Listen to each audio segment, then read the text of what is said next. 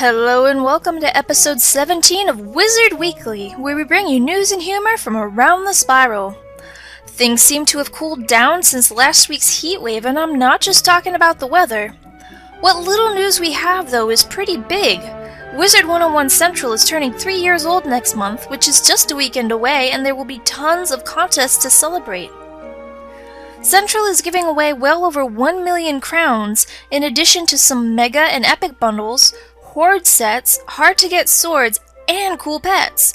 Don't be surprised if you see a danger hound or two in the mix. You're going to need to exercise your print screen fingers for some of these contests.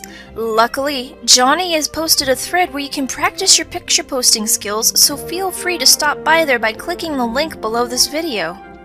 Make sure to keep an eye on Central and the forums for more news about this exciting birthday bash and contest craziness.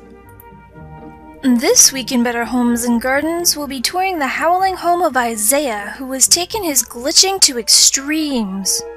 You may not see much when you first enter his home, but Isiah has hidden away an amazing amount of scaffolding under his lush autumn forest, where he can hide away with his friends or just hang out with Professor Baelstrom's twin nephews.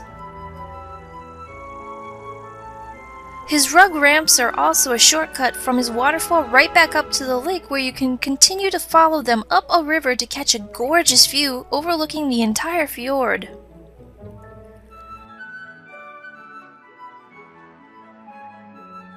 Isiah's yard isn't just glitches though. Years ago, a massive battle was fought here between the wolves and the bears, and high atop a tower is a graveyard containing the remains of the less fortunate combatants. If that's a little too morbid for you, you can head on into Isiah's house, where the sounds and smells of his enchanted kitchen ought to lift your spirits. With an array of scarecrow servants to attend you, there's little a wizard could want. If you'd like a little music with your meal, the dining area is fully equipped with a death troll pianist who will gladly perform his latest masterpiece for you, Club Swing in B-flat. Located not far from the kitchen is his room, where he can sit and chase the chill away by a roaring fire or just climb into a cozy bed after a long day of savoring the spiral. Across the hall is the room of his storm lady friend, where her storm cat Mr. Milo keeps an eye on things in her absence. Good luck trying to reach enlightenment after a full meal at Isiah's house, but if you'd like to try and get your feet off the ground, you should head to his haunted meditation chamber, where the white noise from the crashing waterfall will help clear your mind and soothe your soul. If you're not one to idle around, mid-air or on the ground, hehe, I'm a poet and I didn't even know it. You can head on over to his crafting room, or try and sleep off your food coma in one of his spare guest beds, or his official guest room. Finally, if you're feeling courageous, you can follow Isiah's rug ramps and peer into the void, which comes fully equipped with a pirate plank into nothingness reserved for code spammers and only the most disobedient pets. Isiah's use of gratuitous glitching to expand his house makes it one awesome abode, and we managed to sneak one of his secrets for our own this week. We're going to take a load off with his dining room glitch. For this week's glitch, you're going to need 2 small rugs. I'm using a small blue trim rug because you can just pick them up in Wizard City. They're really easy to get. You're also going to need 2 labeled crates, like a crate of jelly beans or crate of hot dogs. Remember that reinforced crates won't work. Place your crates side by side, and then place one of the small rugs over both. Pick one up and move it so the topmost rug is sort of over the other rug. This may take a little positioning to get right.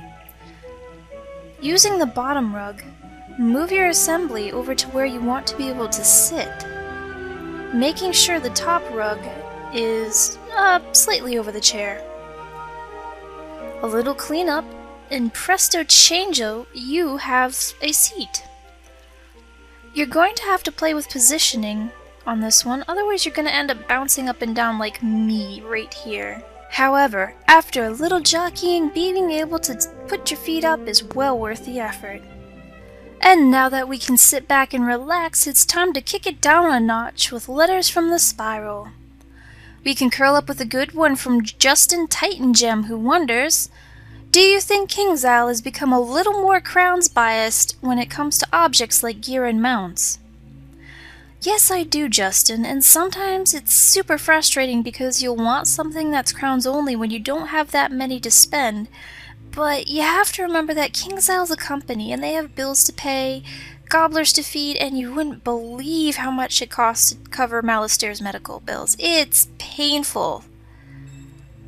All joking aside though, they do have financial bases to cover, and they've discovered that their players have a ravenous appetite for these things because they're considered must-haves.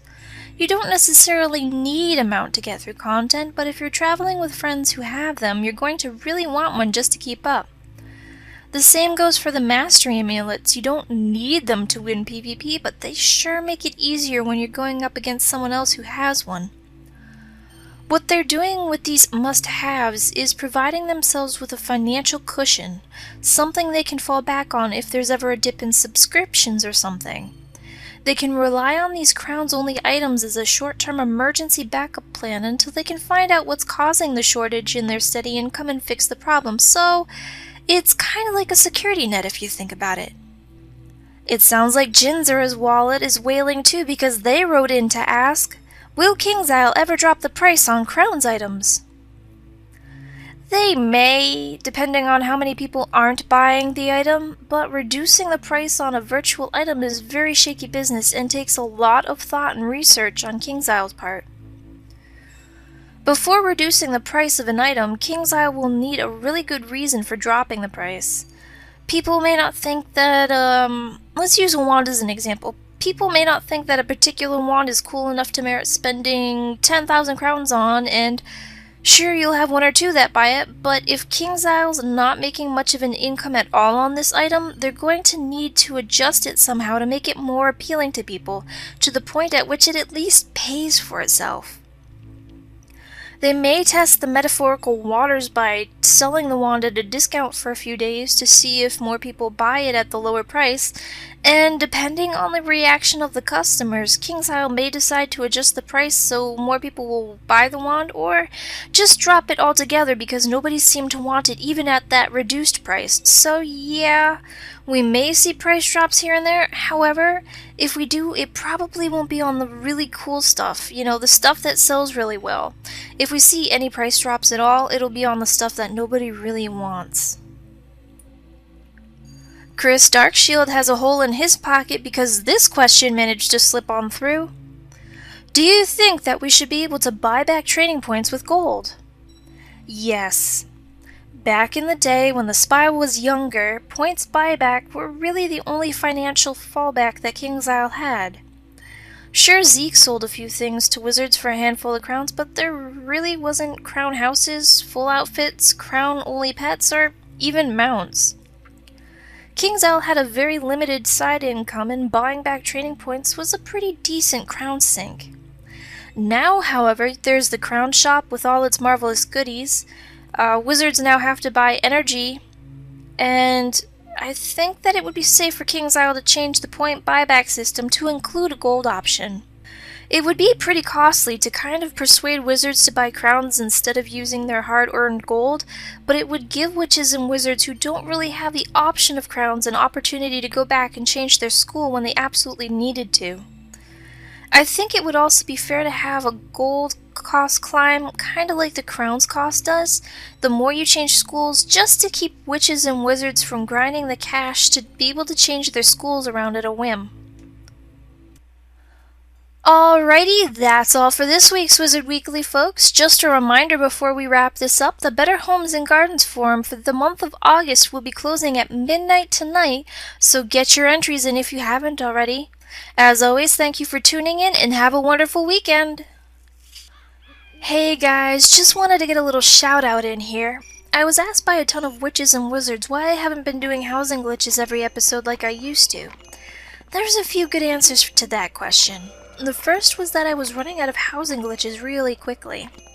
As a matter of fact, I think we've covered most of the major ones already, and I'm still on the lookout for new and unique housing glitches that anyone and everyone can put to good use, so I'm not just showing you another tatami mat trick every week. The second answer is Wizard Weekly was getting kinda long, and yeah, I know, bigger is better, but some of the episodes were like 15 minutes long, and I'd only really intended Wizard Weekly to be 10 minutes in length, so I decided to only slip housing glitches in there when I didn't have anything to give you on the Power Pip, or if the megabyte was particularly short like it was today.